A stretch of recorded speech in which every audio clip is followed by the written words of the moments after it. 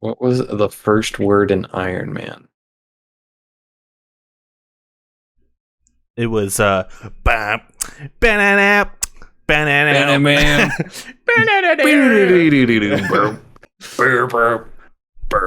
That's the first scene. Well, should we do it? Let's fucking do it. Yeah, fucking do it. What's up, boys? Welcome to a Shit. Okay. Spoilercast of sorts. We've been reviewing every Marvel show, and now we've got like a month break between Falcon and Winter Soldier and Loki. So we figure, hey, let's talk about some of the movies in between, huh? And that's what we're gonna do. We're gonna start with Iron Man. It's the first one. It launched it. When did this come out? It came out in 2008. 2008. A very important year for comic book movies. Notably, another big movie that came out in 2008 was The Dark Knight. Was it really? Yeah. Like, damn. Within what a like good year. Within like months of each other. This came out May 2nd, 2008. When did Dark Knight release? Just some fun facts for you guys. It's just some fun facts. July 20th, 2012? No. That's Rises. Why? I mean, July 18th, 2008 was The Dark Knight. There you go. Fun facts. Which one's better? Which one's better? Dark Knight. Probably The Dark Knight. But I do remember, I remember seeing this movie in theaters and just being completely blown away by it. Because up until this point, I don't know if you remember, Nick, like up until this point, like most Marvel movies, we had like the Fantastic Four movies. Fantastic Four. We had Spider-Man. We got X-Men. We got... But like right before these movies, right before Iron Man, the movies we got were Fantastic Four, Silver Surfer. We got X-Men 3. Like it wasn't looking good in the comic book world. Well, that's not necessarily true. DC was doing halfway decent. They had The Dark Knight, and that released after this. Well, they had Batman Begins, right? And I don't think also very good though. But I don't think a lot of people saw that film. Well, because like you said, the superhero movies were very yeah. I remember when I know this isn't about Dark Knight, but I remember when I saw The Dark Knight, I didn't even know Batman Begins existed. Really? Yeah, I had not seen it, not heard of it. And I saw The Dark Knight and I was blown away by it. And then after, people are like, "Did you see Begins though?" And I'm like, "Oh shit." And like went back and watched that. But I probably was one of the people that's like, "Did you see Batman Begins?" Yeah, I did not see it. But Iron Man started a whole thing, It did. Everything. Yeah. How many films are there now? Like 22? Too many. 22 There's too many films. And we'll watch them all. There's 22 films and 2 shows now. Like, wild. Yeah. Soon to be 4 shows in like the next 2 months. True. Yeah, because What If? Very excited. Yeah, What If looks really cool. So, Iron Man, what'd you think of it? After a rewatch, because we rewatched. Yeah, after a rewatch. If this movie released today in theaters and I went and saw it, I think my score would be like 8.8. It would be an 8 out of 10. Yeah, because it's a solid movie. There are a couple of things that kind of are dated. Yeah, there's a couple like camera things that they do that I'm like, ooh, that's kind of jarring, or that doesn't look very good. Yeah. There's a few camera movements where it like zooms, it like swoops in and then goes like right in your face, and you're like, oh, okay, well that kind of goofy. It's kind of like a star wipe, Huh. Like, oh, that's weird. I didn't even notice that. Some of the like the characters, I guess some of the dialogue between characters is kind of cheesy. The way they introduce the real bad guy, Obadiah, he just kind of switches. Yeah. He's just like, I'm your best friend, and then like at a party, he's like, I'm your worst enemy. Yeah. And you're like, what the hell? Where did this come from? Way to lay your hand out on the table. Yeah, I think the movie still holds up incredibly well. Yeah. I agree there are Yeah. some glaring issues with the movie, but like it feels like it doesn't feel like it was made in 2008. It feels like it was made like maybe a couple years ago. Like it holds up really stinking well. And as like an origin story, I think it's really well done.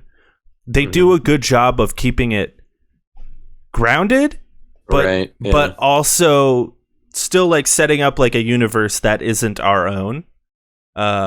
Where I think a lot of comic books sort of or comic book movies kind of fail in the department of just like they try so hard to keep it grounded.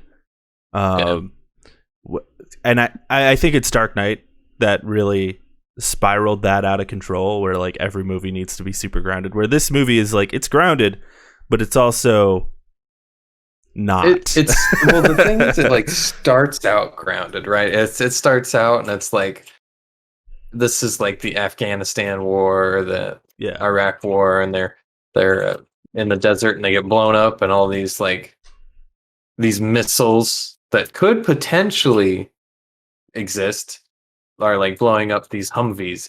Like, we haven't gotten the aliens or Skrull or whatever you have it, and it starts out with like, it's a very like Peter Parker kind of story where he's like, oh, this man who's incredibly talented and graduated top of his class with this many honors and blah blah blah, and he's super smart and rich and sexy, and it's like, okay, well, that's kind of their explanation to why he can do these kind of things, but it's done so quickly. Like, the backstory is done just so quickly, which is good because it gets into. I think the way they do it is really well done. They start with it opens with him in the Humvee, and you see him, you know, just absolute playboy, you know, just like in his suit. In his suit in Afghanistan, just like, and he's drinking whiskey and shit, and he's like just the coolest dude. And the juxtaposition of that, and then the Humvee in front of him explodes, and just seeing him sort of like completely change in that moment, like just really well done by Robert Downey Jr. I feel like they do a really good job of showing like the fear and like when he's and like when he's in the cave, they do a good job of being like, this guy's a POW, he's not living well, this is going to traumatize him for the rest of his life for sure. And him like realizing, and then it jumps back like 2 weeks, right? It like does a time skip backwards. It's 36 days or something like that. So 3 weeks for something like that.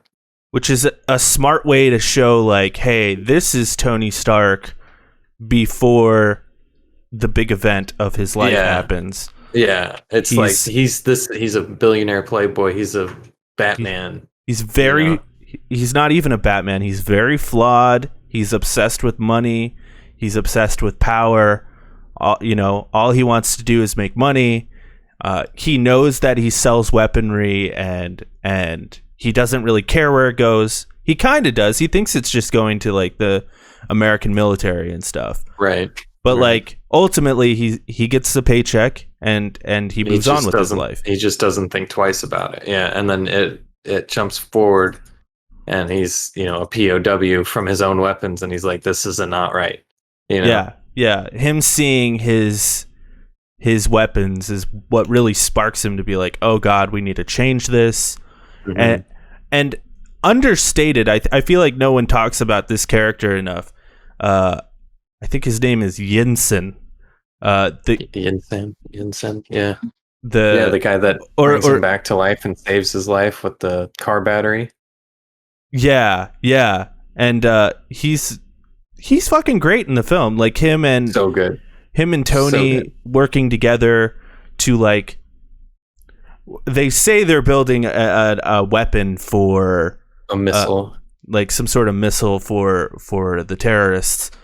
but ultimately what he's doing is building the first Iron Man suit. Right.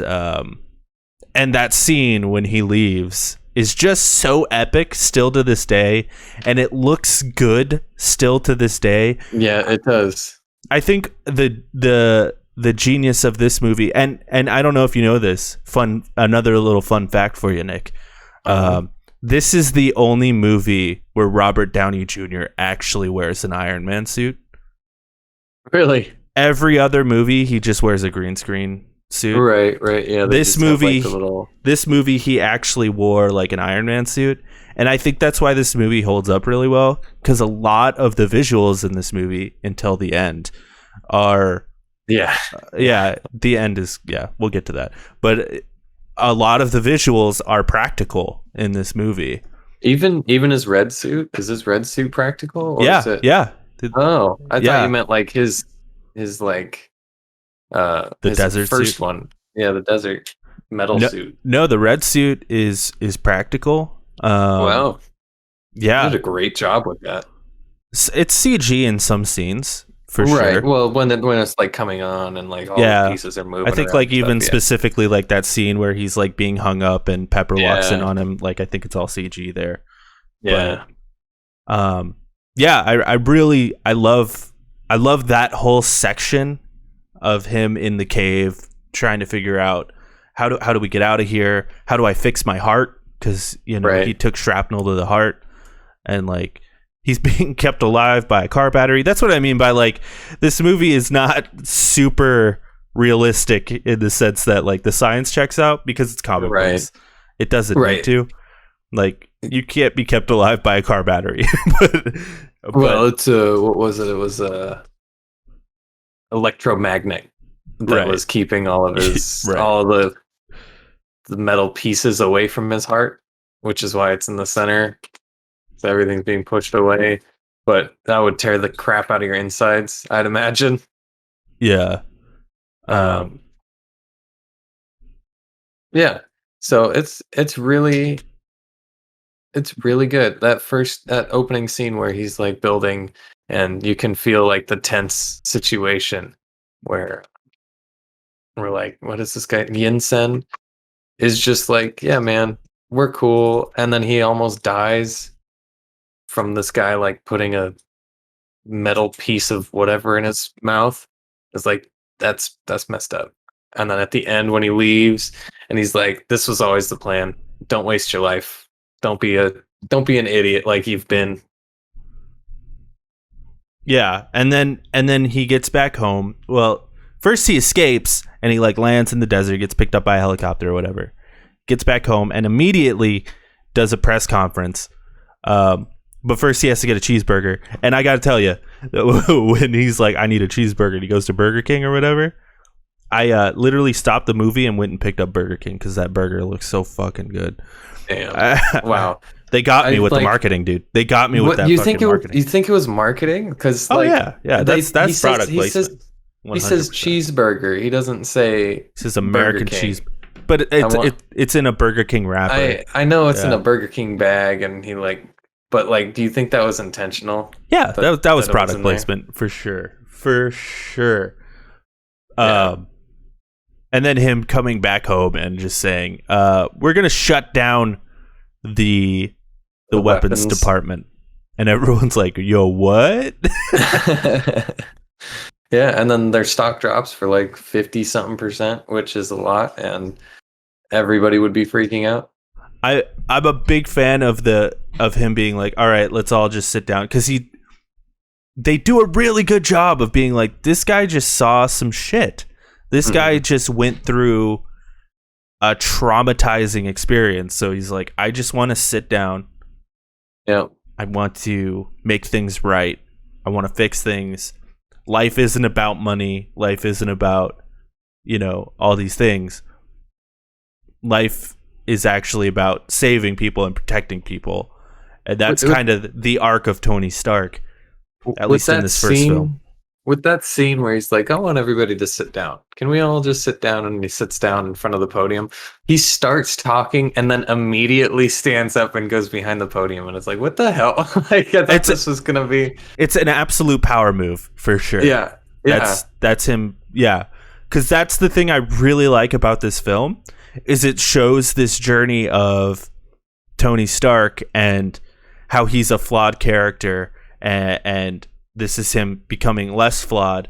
But at the end of the movie, he's still a very, very flawed character, and that is just the best way to tell a story. Continue. Yeah, It's the best way to continue a story. For like sure. if your character goes, I'm all better now and I'm a good guy forever, then it's like, okay, well then why are you gonna like the only way to continue it is no, they're actually not better, then they're gonna slip again, you know? Yeah. How do you feel about Terrence Howard as Rhodey? I think he's good. Yeah. I think he's good. I think his lines weren't very good.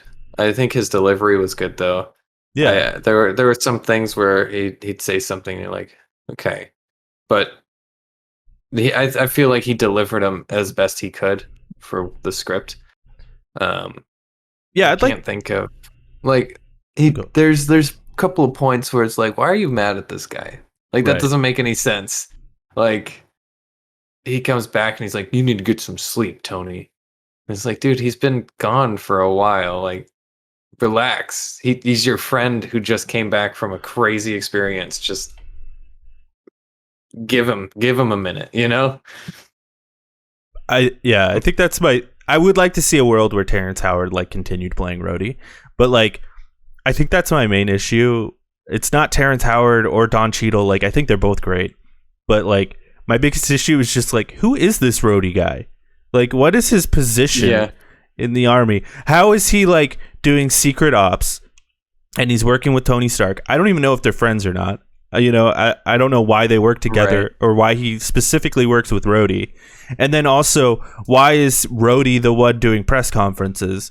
And like, what I don't understand who this character is. We'll see. Rhodey was in the movie. They give him a title. They're like, get the weapons guy, the guy that knows all about the weapons in here, and it's Rhodey. And then Rhodey comes in and calls. Yeah, he's like the weapons specialist.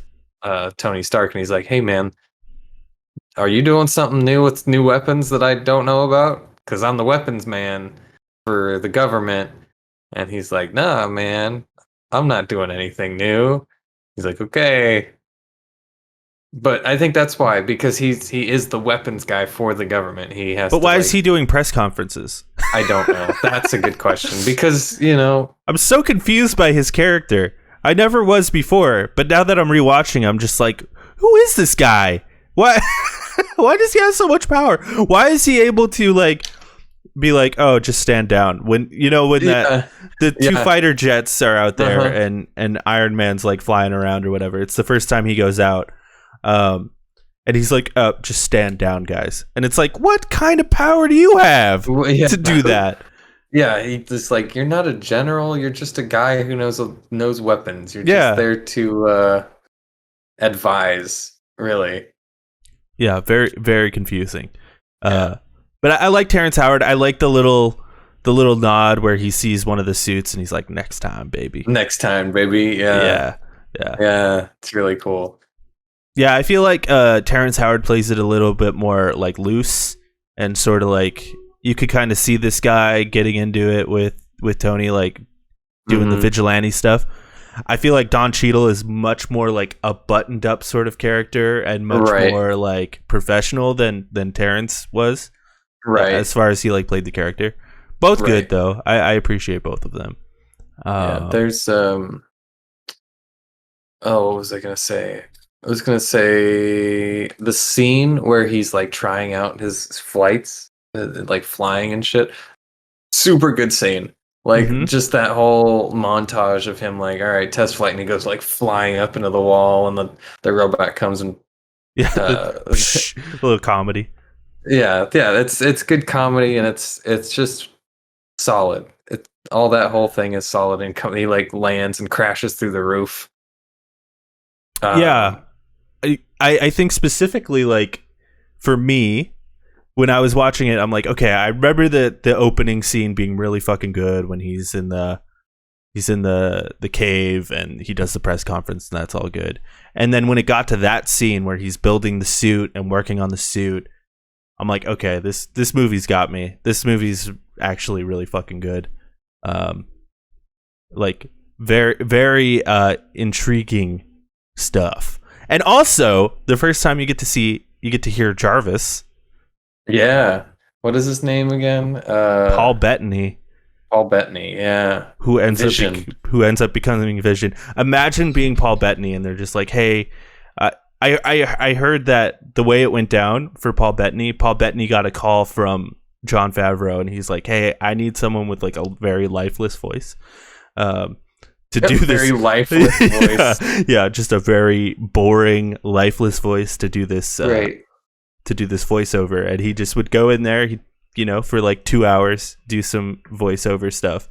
Imagine just doing that, and then one day they're like, "Okay, now we need you in full prosthetic makeup." Yeah. You're gonna put little green dots on your face, and you're gonna be like acting now. Yeah. Yeah. But I mean, I'm sure they wouldn't do that if he said no to it. I'm sure they would go a different route with it. Yeah. Or just get somebody else. It's cool that he's been on it since the beginning. I find that really cool. This sets up a lot of stuff. Like you get to see Pepper Potts and like the developing romance between Tony Stark and Pepper Potts, and I like that they don't just like, for lack of a better term, blow their load on that whole thing at the very beginning, because they could have ended the movie where they like kiss and like that's it, they're together now. But instead they're like, at the end of the movie, he's like, you remember that night that we danced? And she's like, you mean the night that you fucking left me? And it just ends there. Like I guess that night.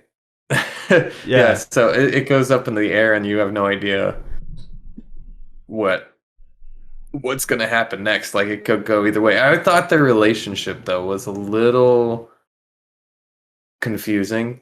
Yeah.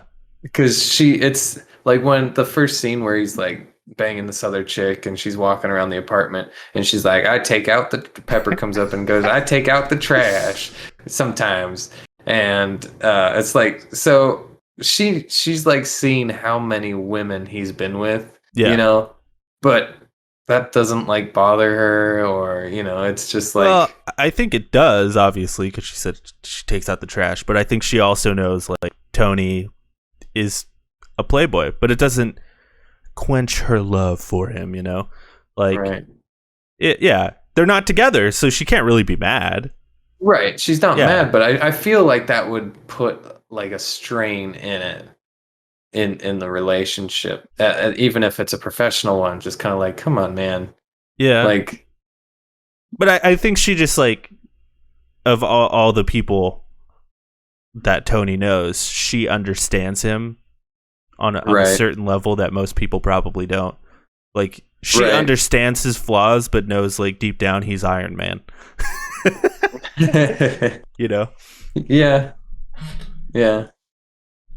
What else? Anything else stand out to you? Yeah, we get to see Agent Coulson. He shows up in this movie, constantly coming up saying, I'm the head of the Strategic Homeland Intervention Enforcement and Logistics Division. And you just fucking read that off of a thing. Yeah, he says that the whole time. And you're like, what the fuck? S.H.I.E.L.D. didn't even have a name until the very end of this movie. Like, I feel like they did have a name. He was just fucking with everyone. He was just being a dick. Yeah. You know what sucks? I do have to say that while we're on that S.H.I.E.L.D. stuff. The way Disney Plus is on PlayStation, at least, is when I fast forward, because I fast forward through the credits to get to the end credit scene, the little scrubber on the bottom of the screen. Oh yeah, it's off. It's not correct. So I'll go to the end, and it's just like, well, fuck me. I'm not going to watch this end credit scene because I can't fucking find it. You didn't watch the end credit scene? I didn't watch the end credit scene. It's epic. Hold on, though. We'll get to that in a second. There's a couple other things. Important things. Jeff Bridges. Okay. Jeff Bridges. He's kind of the big bad man of this movie. Right. he's sort of Tony Stark's pseudo father. After his father died, he took over the business and took over. He's raising. A stepdad. Yeah, he's an abusive stepdad. Yeah, or he's like his foster dad. Kind of who's a giant dick. Yeah, and he had the power of Stark Industries for years until Tony was old enough to take over. And I feel like ever since that happened, he wanted it back, but didn't know how to get the power back. But Jeff Bridges is great in this movie. I love that he shows up in one scene where he's on a fucking Segway, but he's smoking a cigar. Yeah. And he's just like, dude, you're too cool. Like, only the coolest person ever could show up on a Segway with a cigar. You get away with that bullshit. Oh man, okay, so his character is so good until the final fight. That final fight just kind of it makes that movie an 8 for me because that fight is bad. Mm-hmm. It's a bad fight. Yeah, I feel like they were like, and I feel like this is always the issue with origin story movies. Is like we need to have the origin story, but we also need a bad guy because we need some sort of big bad for them to fight. Right, yeah. So they spend so much time like doing the origin stuff, him building the suit, him, working out the weapon stuff and like his relationship with Pepper and all this stuff. And they have a little relationship with Obadiah Stane, but like then 1 second later Obadiah is just like, I am a comic book villain, and yeah. like a Saturday morning cartoon villain, like just it's weird. Which I feel like they could have done and not had the final. Like he didn't have to take the arc reactor in his chest to still be a bad guy. He could be like the what is his name from Spider-Man and Daredevil.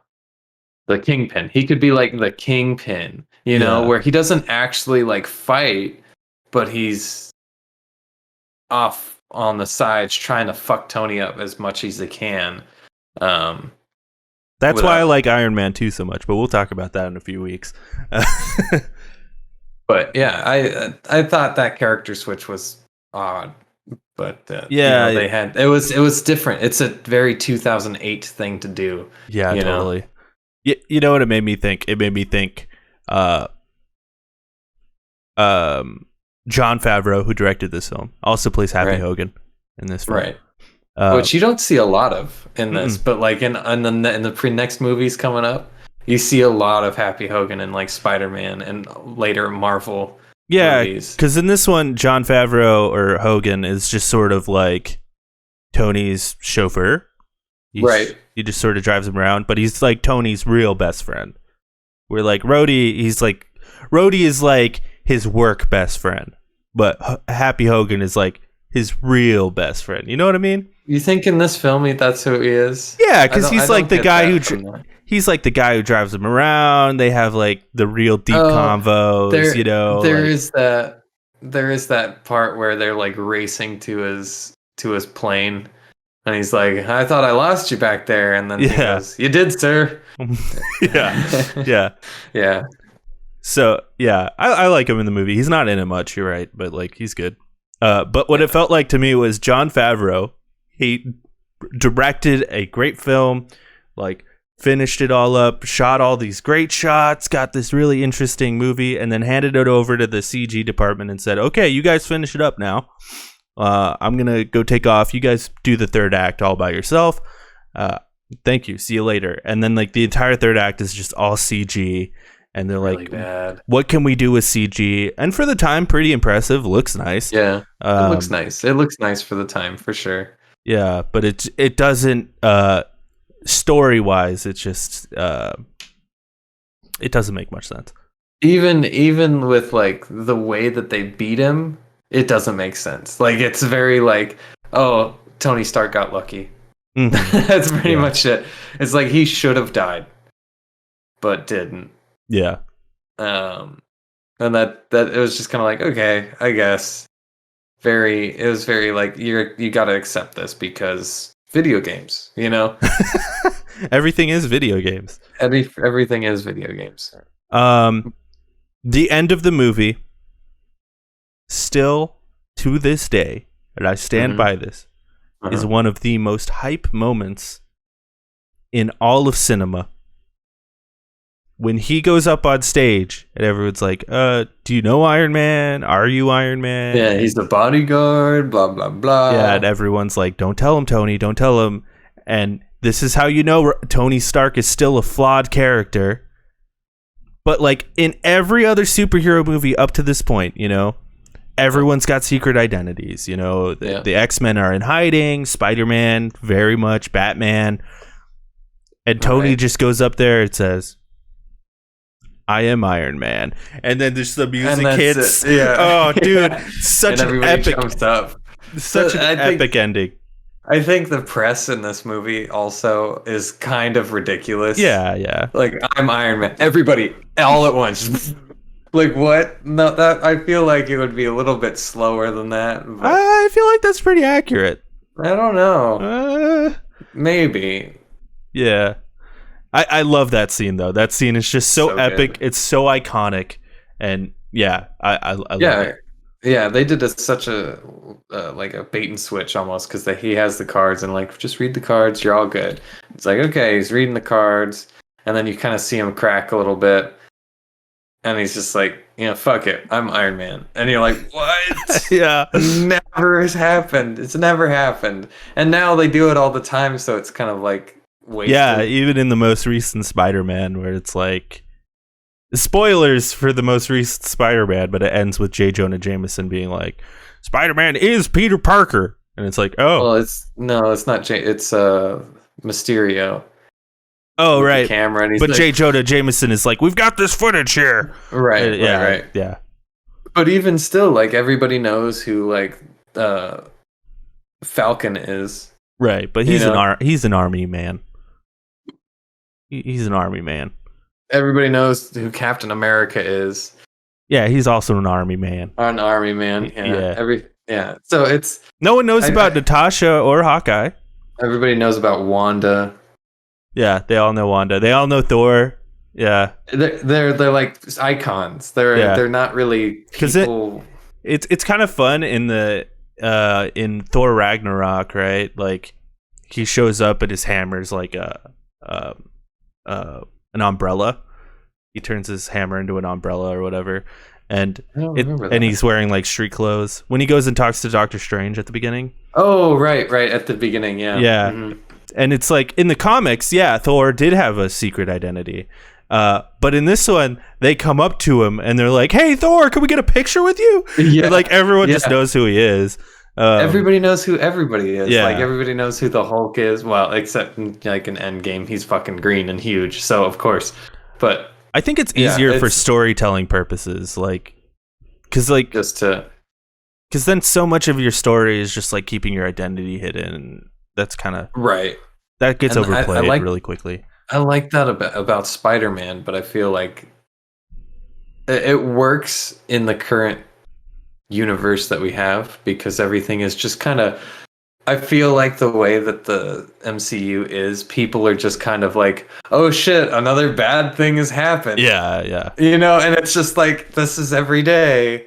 Everybody's just kind of used to all of the craziness that goes on rather than like keeping it grounded, at least now.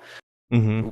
And it's just so funny though to think about it. Like in Spider-Man Far From Home, they have the kids at the very beginning just being like, yeah, so a bunch of people got blipped, and then they like show the band coming back in the middle of it. It's like, okay, everybody's just like whatever. Yeah, it's so funny. Yeah, because that is a big difference between. It is funny that like it all started with this movie, and now we're like the world's almost so ridiculous that it's weird. But in this movie, they try to make sense of the science behind his suit, at least like not realistically, but like within the universe. Like they try to make the meanings of what they have created. Yeah, but like nowadays it's like, oh, he has nanotechnology and it just works because it does. I really hate that when he's like, oh yeah, check out my, and he puts glasses on and it's like, and you're like, oh, come on. Yeah, because every movie it gets more like the second one you got the briefcase. He gets like the briefcase and he turns it, which that's cool. And then in Infinity War or Avengers, he has like the bracelets. And he just does like the fucking Naruto thing, and it like that shit was sick. Yeah. This movie's great though. Holds up really well. Fucking rewatch it if you haven't. I'm glad we rewatched it. In a minute. Me too. Yeah. It was just a boring Saturday for me, and I was like, you know what? I'm gonna fucking rewatch it. Last thing, the end credit scene, which I guess you didn't watch. I didn't watch, but I remember them. This end credit scene though, I think is the most iconic end credit scene ever, because I remember going to the theater and like the attendants at the theater were like, "Hey, make sure you stay through the credits because there's a thing." End credit scene were like not a thing when this movie came out. That never happened. Like they happened. It happens sometimes, but like this was like this made it a standard, you know, like and it's such an epic end credit scene where it's just Nick Fury. And he's like, "Hey, he's just in his house. Yeah, he's just in his house without like, who are you? How did you get in here?" And he's like, "Hey, you think you're the only one like that? There's a whole hell of a lot more." And then he's like, "I'm starting the Avengers Initiative," and the crowd pops off. Oh shit, Avengers! Imagine if this movie failed. And they had that end credit scene, and it never happened. It's so epic. Fun thing about Nick Fury and Sam Jackson, there was actually a comic book in the early 2000s. I don't remember exactly what it was. And Sam Jackson saw it, and he's like, "That fucking looks exactly like me. Why does Nick Fury look exactly fucking like me?" And he like called up Marvel, and he's like, "Why does this look exactly fucking like me?" And the artist was like, "We literally modeled it after you because we thought you'd be the perfect Nick Fury." And and then he ended up playing Nick Fury. That's fucking cool. Yeah. I'm really glad that Sam Jackson is, because Nick Fury was like originally like a white dude. Yeah. Like a buff fucking white dude. And now he's like Sam Jackson. Yeah. And you're like, dude, yeah, he fits it so well. It's perfect. It's perfect. Yeah. Well, that's the spoiler cast. You got anything else to say? I got nothing. It was a good movie. 8 out of 10. Watch it again. It's one of the better ones. 8 out of 10. Watch it again. Yeah, I'll, you know what? I'll copy your 8 out of 10. I think that's a fair score for this film. Yeah. Should we add like an end credit scene? Yeah. Credits rolling. You need to come back again in a week for the whole. What? I'm just Nightcrawler. X-Men Spoilercast. X-Men. No, we're not. We're not doing an X-Men spoiler. We're doing X-Men.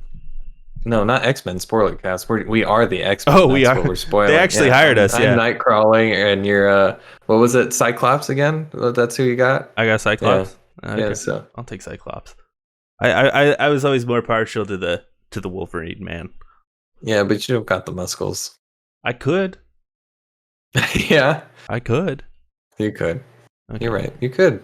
You just get a trainer.